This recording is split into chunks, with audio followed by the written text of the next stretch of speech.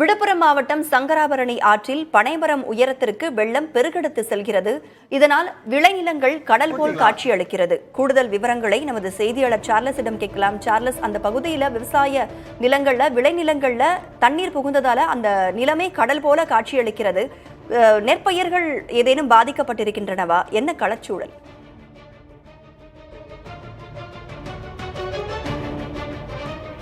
முதல் காட்சிகளை பதிவு செய்யலாம். புதிய தலைமுறை இப்போ தற்பொழுது நாம் விழுப்புரம் மாவட்டத்தில் சங்கராபரணி ஆற்றுக்கு மேலே தான் இருக்கோம். தற்பொழுது மழை பெய்ய துவங்கி விட்டது. இந்த பகுதியில் ஆறு கடலாக மாறின காட்சியை பார்க்கணும்னா அது இங்கே தான் பார்க்க முடியும். பனை மரத்தோடைய அந்த அதாவது உச்சியில உள்ள அந்த பகுதி வரை செல்லக்கூடிய அந்த ஆற்றோடைய அந்த வேகம், இந்த நீர் வெள்ள நீரான சென்று கொண்டிருக்கிறது. இப்பகுதியில் அதாவது அது கரை, அதற்கு சுற்றியுள்ள பகுதிகள் அனைத்துமே வயல் அனைத்தும் வெள்ளக்காடாக மாறிவிட்டது, கடலாக மாறிவிட்டது என்று சொல்லலாம்.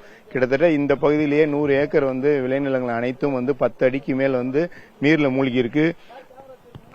இப்பகுதியை சேர்ந்தவர் நம்மளோட இருக்க அப்படி கேட்கலாம். இந்த மாதிரியான வெள்ளம் எப்ப பாத்தீங்க? இது ஏன் இவ்வளவு அதிகமான தண்ணீர் சங்கராபரணி ஆறுல போறது? ஏன் எங்கிருந்து இந்த தண்ணீர் எல்லாம் வருகிறது? சங்கராபரணி டேம் 6 மணிக்கு திறந்து விட்டாங்க சார். ஒரு நைட்டு மழை 2011 இது மாதிரி மழை பெஞ்சுது. 2011 மழை பெய்யும் போது ஸ்லோவா ஒரு மாசமா பெஞ்சுது மழை. இது நேற்று நைட்டு ஆரம்பிச்ச மழை இப்ப காலையில இது வரைக்கும் 4 மணி வரைக்கும் இவ்வளவு மழை பெஞ்சிருக்கு. 45 சென்டிமீட்டர் மழை பெஞ்சிருக்கு. அதனால இவ்வளவு வெள்ளப்பெருக்கு ஏற்பட்டது. அதை பாத்தீங்கன்னா அது வரைக்கும் விளைநிலங்கள், இதுக்கப்புறம் கல்மர பூங்கா, அது வரைக்கும் வீடுகள், இவ்வளவு எப்படி பார்த்தாலும் இங்கதான் 100 ஏக்கர் மேல விவசாய நிலங்கள் எல்லாமே நெல் பயிர் தான். நெல், மரவள்ளி, கரும்பு எல்லாம் பயிர் நாசமா போயிடுச்சு சார். இது வீடுகள் மற்றவெல்லாம் எப்படி இருக்கு? குடிநீர் எதுவும் கிடைக்கிறதா? மின்சாரம் கிடைக்குதா? இப்ப என்ன மாதிரியான சூழ்நிலை? வேற நெல் தவிர மற்ற விவசாய நிலங்கள் எதுவும் பாதிக்கப்பட்டிருக்கா? மின்சாரம் நேற்று காலையிலேருந்தே இல்லை. குடி தண்ணிக்கு ரொம்ப கஷ்டம். மரங்கள் விழுந்து மின்கம்பிங்கள்லாம் பின்னின்னு கிடக்கு. அதை விட்டுனாக்கா ரொம்ப கஷ்டம். பசங்க ரொம்ப மழையால கொஞ்சம் வெளியில வர்றது. இணை சேவை எதுவுமே கிடையாது. யாருக்குமே சென்னையிலயோ விழுப்புரத்துலயோ பாண்டிச்சேரியில என்ன நடக்குது யாருக்குமே தெரியாது. இணைய சேவை, செல்போன் டவரு, கரண்ட் எதுவுமே கிடையாது. குடி தண்ணீர் எதுவுமே கிடையாது.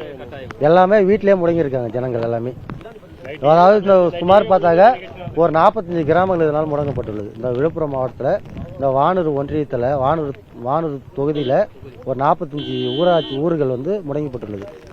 முக்கியமாக இந்த அவர் சொன்னக்கூடிய அந்த தகவலை பார்க்கும்போது நமக்கே அதிர்ச்சியாக இருக்கிறது. ஒரு 45 கிராமங்கள் கிட்டத்தட்ட அடிப்படை வசதிகள் இன்றி, குடிநீர் இன்றி, மின்சாரம் இன்றி, இணைய வசதி இன்றி அவங்க தவித்துக் கொண்டு வராங்க. ஏனென்றால் அவர்களுக்கு தொலைத்தொடர்பு வசதி தொடர்பு கொண்டு அவசர தேவை கூட வெளியே செல்ல முடியாத நிலை ஒளிப்பதிவாளர் சசிகுமார் காண்பித்துக் கொண்டிருக்கும் காட்சி. இது ஆறு அல்ல, கடல். அதுதான் இது ஒரே வரியில் சொல்ல முடியும். அந்த அளவுக்கு இந்த சங்கராபரணி ஆற்றில் இந்த வெள்ள நீரானது பெருக்கெடுத்து வங்கக்கடலை சென்றடைகிறது.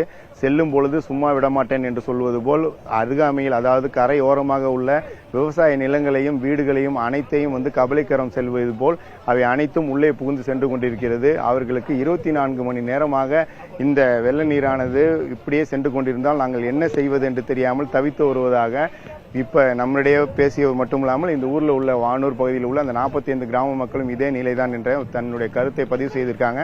உடனடியாக அரசு அவர்களுக்கான இந்த அடிப்படை வசதிகளை செய்து தர வேண்டும் என்பதற்காக தான் இந்த செய்தியை பதிவு செய்திருக்கிறோம். அவர்களுக்கான தேவை விரைவில் பூர்த்தியாகும் என்பதை நம்பலாம். ராதா, விழுப்புரம் மாவட்டம் சங்கராபரணி ஆற்றில் வெள்ளம் பெருகெடுத்து ஓடுகிறது. இதனால் விளைநிலங்கள் கடல் போல் காட்சியளிக்கிறது. காட்சியின் வாயிலாக பார்க்க முடிகிறது. இதனால் பல்வேறு இன்னல்களுக்கு ஆளாகி இருப்பதாக அந்த பகுதி மக்கள் கூறியிருப்பதையும் நாம் கேட்டோம். தகவல்களை வழங்கியமைக்கு நன்றி சார்லஸ்.